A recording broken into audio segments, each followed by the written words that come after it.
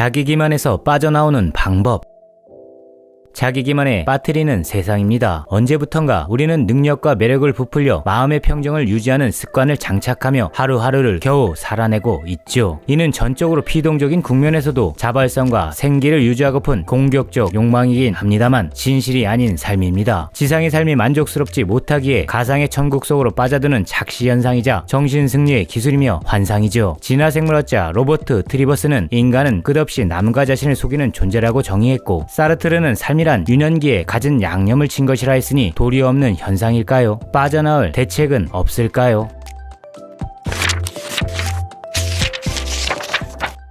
데이비드 읒의 말이 단서가 될 수 있습니다. 지상의 삶이 만족스러우면 가상의 천국을 열망할 필요가 없다. 삶을 만족스럽게 돕는 효과적인 방법은 무엇인가? 좋은 취향을 장착하는 것이죠. 좋은 것들을 접해야 지상의 삶에 만족을 얻을 수 있고, 지상의 삶에 만족을 얻어야 가상의 천국을 열망할 필요가 사라집니다. 다만 좋은 것은 비싼 것이 아니며 많은 양이 꼭 좋은 것도 아닙니다. 좋은 것을 취하기 전에 우선 좋음에 대한 질적 평가를 정확하게 잡아낼 수 있는 판단 능력이 우선되는 것이죠. 어떻게 해야 하는가? 괴테의 말을 빌립니다. 스스로 명령하지 않는 자는 늘 하인으로 머물게 된다. 좋은 것을 알아보는 안목은 사물의 질을 판단하는 확신으로부터 시작합니다. 스스로 명령하고 스스로 판단하고 스스로 그 명령과 판단에 책임지는 것이죠. 그 기준이 바로 취향입니다. 그렇다면 취향이란 무엇인가? 취향은 테이스트의 번역어입니다. 취미로도 표현되는 중의적 의미죠. 먼저 취미라는 뜻이 겨냥하는 바를 살펴봅니다. 취자는 달릴 주에 취할 취자의 합성 어로 빨리 달려가 취한다는 뜻이죠. 미는 맛을 의미하기에 취미는 빨리 달려가 맛을 취하는 행위입니다. 인간의 즉발적 계기인 것이죠. 어떻게 이런 뜻을 갖게 되었을까? 테이스트를 취미로 번역한 주체는 메이지 유신의 주역들입니다. 그들은 왜 테이스트를 취미로 번역했을까? 급속한 근대화의 문제점을 극복하기 위함이었습니다. 어떤 문제인가? 러일 전쟁의 승리 뒤 일본은 메이지 유신을 통해 물질적 풍요를 이루어냈습니다. 그러나 국민 전체의 문화 수준까지 상승시키진 못했죠. 메이지 유신의 주역들은 일본인들의 문화 수준을 고양시키길 바랐고 때문에 정식적 유신 운동을 벌였습니다. 이 운동은 두 가지로 압축되죠. 첫째, 고급 서양 문화의 보급입니다. 우선은 영국이었고 다음은 프랑스였으며 마지막엔 로마였습니다. 그들은 자신들을 바나나처럼 겉은 노랗지만 속은 하얗다고 믿었습니다. 황인이지만 백인의 내면을 소유했다 기만하면서 동양인으로서의 열등감을 극복하고자 했죠. 서양인들은 일과 여가의 구분이 명확했습니다. 상류층일수록 더욱 그랬죠. 일과 여가의 분리가 자아를 풍요롭게 주저한다고 믿었던 까닭입니다. 고대 그리스로부터 내려오는 전통인 바 자유는 일하지 않는 자라는 통념이 주조된 이유이기도 하지요. 스스로 명령해야 온전한 인간이니까요. 메이지의 주역들은 서양인의 이 전통을 그대로 국민에게 전수하려 했습니다. 좋은 취미를 자연의 여과 등치시켜 국격을 올리고픈 중앙집권적 시도였죠. 둘째, 저급 문화의 향상입니다. 오랜 무신 지배 시대를 지낸 일본은 국민들에게 적극적으로 예술을 보급해 제국주의의 야만성을 세탁하고자 했습니다. 전 국민에게 악기를 보급하고 그림과 무용과 독서를 가르쳐 생활 깊은 곳에 예술이 침투하도록 이끌었죠. 이 전통은 지금까지 고수되고 있습니다. 일본인들은 거의 한 가지 이상의 예술을 취미로 장착하고 살죠. 일제 강점기를 거친 우리가 여태 이력서와 자기소개서에 취미를 붙이는 이유이기도 합니다. 이 두 운동을 압축하면 중간 문화의 보급이라 규정할 수 있습니다. 따라서 테이스트를 취미로 번역한 취지는 중간 문화의 보급을 통해 국민의 생활을 질적으로 높이고픈 국가 주도적 정책입니다. 때문에 취미는 적당한 수준의 대중문화로 인식되죠. 그런데 애초 테이스트는 중간 문화를 지칭하지 않았습니다. 오히려 그 반대의 의미가 강했죠. 르네상스 시대부터 테이스트는 예술을 알아볼 수 있는 고급 능력이었습니다. 안목과 닮은 뜻이었죠. 테이스트의 어원은 옷감의 품질을 알기 위해 만지다 라는 뜻의 라틴어 텍사라에서 유래했습니다. 평가하다라는 의미도 담겨 있죠. 현대 프랑스어의 타에는 이런 의미가 그대로 유지되고 있습니다. 이는 감각을 직접적인 것과 간접적인 것으로 나누고 직접적인 것에 우월한 가치를 투여하려 했던 반중세적이고 그리스, 로마, 르네상스적 기질이 주조된 인문주의적 개념입니다. 상승하는 인간의 현세적 정서죠. 자기 명령권을 완강히 지키는 사람은 현실적 쾌락을 결코 부정하지 않으니까요. 삶을 극진히 향유할 수 있을 때 스스로의 명령에 철저히 복무할 수 있습니다. 의무란 인간은 스스로에게 만족하지 못하는 인간인 셈이죠. 괴테의 말을 되새김합니다. 스스로 명령하지 않는 자는 늘 하인으로 머물게 된다. 좋은 취향을 장착한다는 것은 사물의 질을 안다는 뜻이고 그 질이 제 내면에서 주체적으로 작동시킬 수 있다는 뜻입니다. 르네상스라는 말을 보편화시킨 부르크하르트는 좋은 취향을 지닌 르네상스인들을 이렇게 묘사했죠. 그들은 인생을 향유할 때도 정신적인 자산으로 수준을 높인 치열한 삶을 살았다. 현대미학의 선구자 크로체에 따르면 테이스트는 판단이란 뜻으로 16세기 문헌들에 자주 발견됩니다. 당대 유명한 작가 아리오스토의 작품 광란의 오를란도에 박혀있는 시에 대한 훌륭한 취향이란 표현이 그 대표적 예시죠. 카스틸리오네가 심사의 품격을 담은 채 궁전론에서 언급한 이상적인 인간의 조건도 이와 일치합니다. 예시로 이탈리아의 등불이란 칭호를 얻었던 라파엘로의 고향 우르비노 궁전을 지은 르네상스의 비조 페데리코를 이렇게 묘사했죠. 공작은 책들을 궁에 가득한 고귀한 물건 중에서 최고로 명예로운 소장품으로 꼽았으며 금과 은으로 아름답게 꾸몄다. 이 전통은 17세기 스페인의 발타자르 그라시안에게 이어집니다. 그는 테이스트를 지적 능력과 마찬가지로 훈련할 수 있다고 주장했죠. 그라시안에게 취향의 고향은 세상을 살아가는 구체적 기술의 연마와 같습니다. 그는 자신을 가꾸는 것은 자신의 재능에 환한 빛을 비추는 것이며 때를 못 맞춘 화려함은 추하다고 주장했죠. 프랑스의 라브리에르는 성격들에 이렇게 씁니다. 자연 안에 훌륭함과 성숙함이 존재하는 것처럼 예술 안에도 완전한 상태가 존재한다. 그것을 느끼고 사랑하는 사람은 완벽한 취향을 지닌 반면 그것을 느끼지 못하는 사람은 결함 있는 취향을 지닌 것이다. 자기 기만의 늪에서 빠져나오려면 좋은 취향이 생활에 깊이 박혀 있어야 합니다. 흉의 주장도 덧대 보지요. 서로 다른 종류의 아름다움을 비교할 기회를 전혀 갖지 못했던 사람은 그에게 제시된 어떤 대상에 관해서든 자신의 견해를 제시할 자격을 전혀 가질 수 없다. 생활에 적용하기 위해 이렇게 바꿨을 수도 있겠죠. 서로 다른 종류의 아름다움을 비교하는 일에 성실하면 제 견해를 제시할 충분한 자격을 가질 수 있다. 자기 기만의 탈증후는 생활이고 생활의 품격을 높이는 길은 좋은 예술품과 친숙해지면서 성실히 제 취향을 고치시키는 습관입니다. 주하고 더럽고 안일한 것과 멀리하고 아름답고 순수하고 치열한 것들을 붙여 사는 것이죠. 어떻게 해야 하는가? 간단합니다. 어렵더라도 미술관을 가는 취미를 기르고 힘들더라도 고운 책들을 최대한 접하며 어둠이 지배할 때는 맑은 음악으로 정화하는 세부적인 일상의 계획을 실천하면 되는 것이죠. 낮은 취향에 만족하지 않아야 제 삶의 주인이 될 수 있습니다. 지상의 삶을 최대한의 만족으로 끌어올려야 하지요. 우리는 죄다 하인이 아니며 가상의 천국으로 도피하지 않을 특권이 있는 존재니까요. 싸구려 사물에 현혹되지 않고 시간을 견디는 좋은 사물에 감염되는 높은 취향의 일상이 되길 응원하며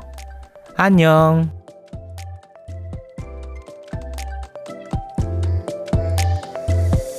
Paper Renaissance